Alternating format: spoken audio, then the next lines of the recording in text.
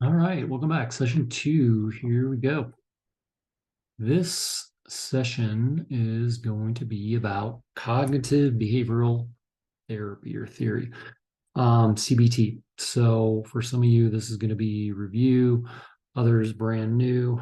Hopefully, though, I'm going to take something very complex and simplify it rather than a semester of college or graduate school. You're going to get this here in a few minutes, and you'll have a very, I think, well understanding of CBT. So, the theory is on the left side of this, maybe my left here, if you're right, this might be mirroring, but is what we call the activating event. So we're reading left to right. Should see that on your screen. Activating event can be things you see, hear, taste, touch, smell, or intuition. Okay. Now, on the left side of this, you do not have control over. Okay. So when there's an activating event, we then filter it through see, hear, taste, touch, smell, sound, or intuition. On the right side, now we have a thought, which leads to a feeling, which leads to a behavior, which can lead to another thought, and around you go. So on the right side, you do have control. The left side, you do not have control. So we do not have control what other people say or do to us. Okay, we do have control how we think, feel, and behave, or act or react. Okay. Next slide. Now, all we're adding here is a positive and negative, meaning the activating event, let's say it could be positive or negative, okay? An encouraging word of kindness, love, or something very foul, hurtful, okay? And we do not have control, again, whether it's positive or negative, what people are going to say or do. On the other side, now we have the option to think positive or negative, to feel positive or negative, or to behave or react or act positive and negative. Okay. Pretty simple so far. Now, so it leads to the question, do other people have the power? Power of what? To make you happy, to make you or your clients sad, mad, jealous? Are others responsible for how you think, how you feel, how you behave or act? And this is something I ask my clients all the time. Do other people have the power over you to do these things? And I'll wait for a response. Someone will respond, yes, no, maybe, not sure. And to get them to begin to think. Okay. So let's find out here. So we're going to take this through some scenarios and actually do this with my clients, especially with our intensives. Okay, I take the time to go through this with them, like we talked about in level 1, understanding the 5 rules of a relationship, getting understanding of cognitive dissonance, all these things. Okay, groundwork done so they understand. And as they go through this is then more effective. All right, so activating event, again, can be through our senses. And generally, when people experience life, it is they see or hear. Most of the time it's going to be I heard or I saw someone say or do something. Okay. So on the left here, we have scenarios 1, 2, 3, and 4. So what do I mean? So let's say scenario 1 starts positive. So you get a text from a loved one saying, hey, I love you. Okay.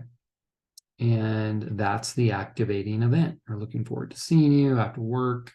Can't wait to spend time with you, whatever. Okay. So that's the activating event. That leads now the arrow to the right side. Now I respond with generally, I think positive, which leads to a positive feeling, a positive behavior and I text or respond back with a love emoji. I love you. Can't wait to see you. Okay. So scenario number one is positive, positive. Starts positive, ends positive. All right. Scenario number two. You get a text, call, voicemail, whatever from your loved one. Hey, I love you. Now, maybe you and your partner are not doing so well. Okay. And you had an argument the morning of or the night before. Okay. Now, my thoughts are negative. Okay. Well, I don't love you right now. I'm not real happy with you. So I start thinking negative.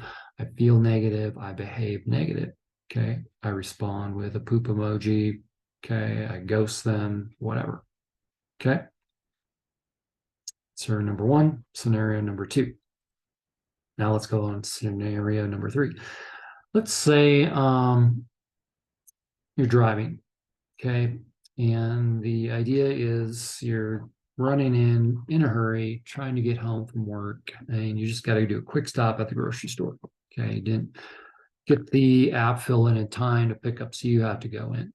Okay, so you stop, find a park, and you're about to pull in close to the front door, and somebody pulls in front of you.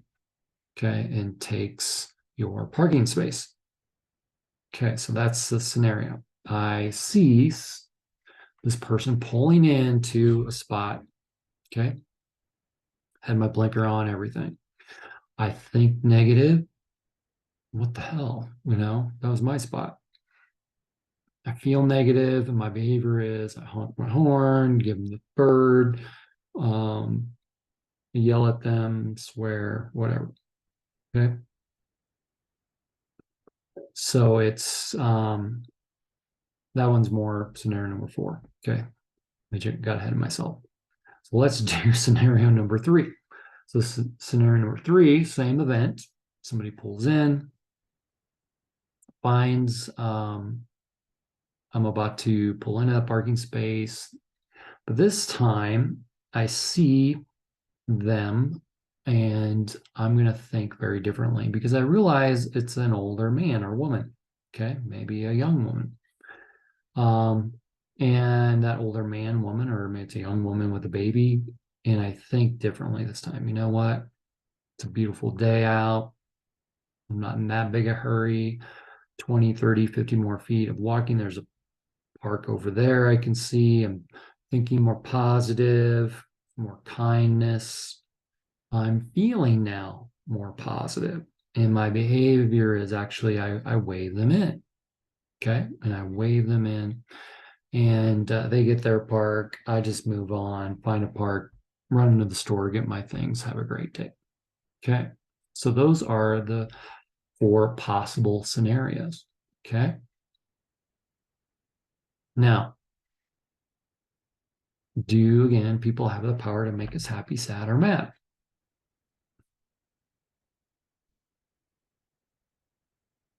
All right. So we went through those four scenarios already. All right, let's go to now when we give our power away.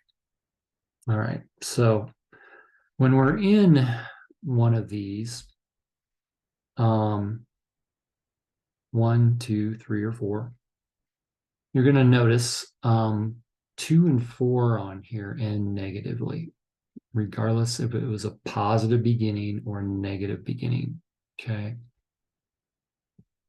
And when this happens, back to my question, people then go through this and realize, wow, I don't know, do people have the power of making me happy, sad, or mad? Maybe it's what I'm thinking, what I'm feeling, what I'm behaving.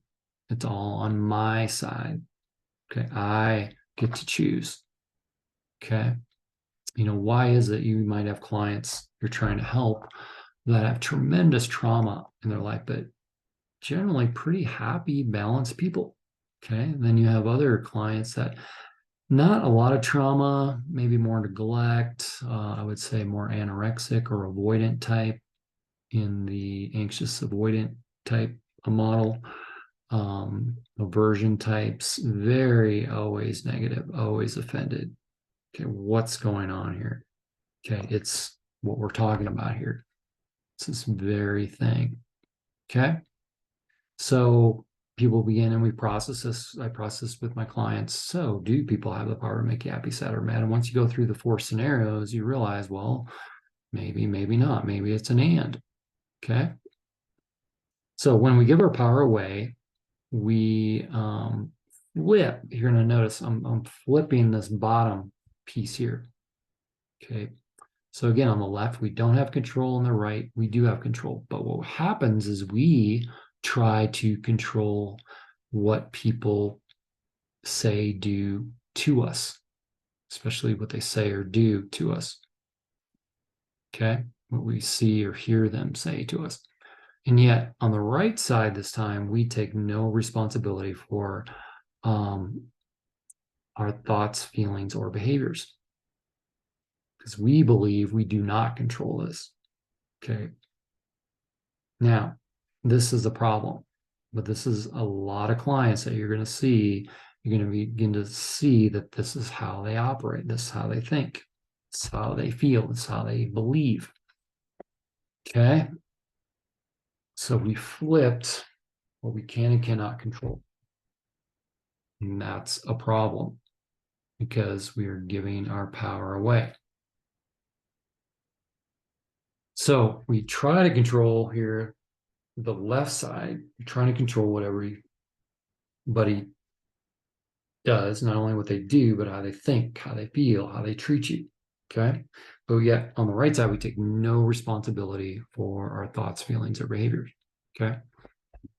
So this is CBT 101. Now, this is just a theory. Now, some people would argue, in trauma, you might start with the feeling bubble over here, circle, and then have a behavior, then a thought.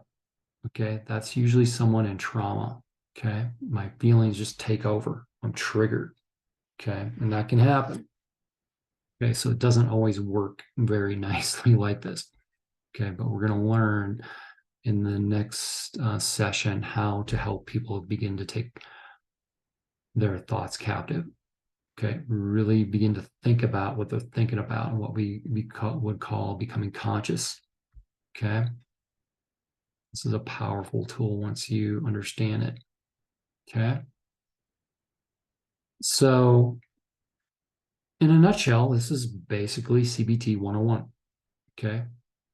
Very, very simple. We try to take complex things and make them very, very simple.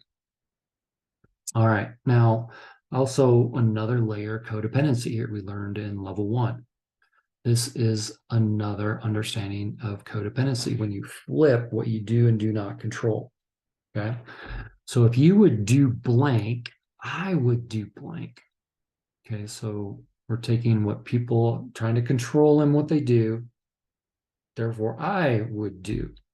If you wouldn't be blank, I wouldn't be blank. If you would start doing, I would stop doing. Okay, when you're hearing this with your clients, you're classic codependency, classic violation of this theory. Okay. This is also classic victim thinking or the victim cycle. This person is saying your actions are controlling how I think, feel, and act. Your actions, what you do and say to me, or how you treat me, is controlling how I think, feel, and behave back towards you. Okay, big problem. Big problem. This person is giving all their power away. Take your power back. Take responsibility how you think, feel, and behave. Okay. So we got to make sure we're not letting them flip what we do not control and what we do control, that we get that back on the right side. Okay.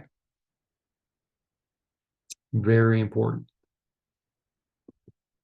Very, very important. So, do people have the power to control what you do and say in response to them? Okay. For you and your clients. So, do they have the power to make us happy? Revisiting this, it's a yes and no. Okay. To make you sad, yes and no. To make you mad, yes and no. To make you jealous, yes and no. Are others responsible for how you think? Yes and no.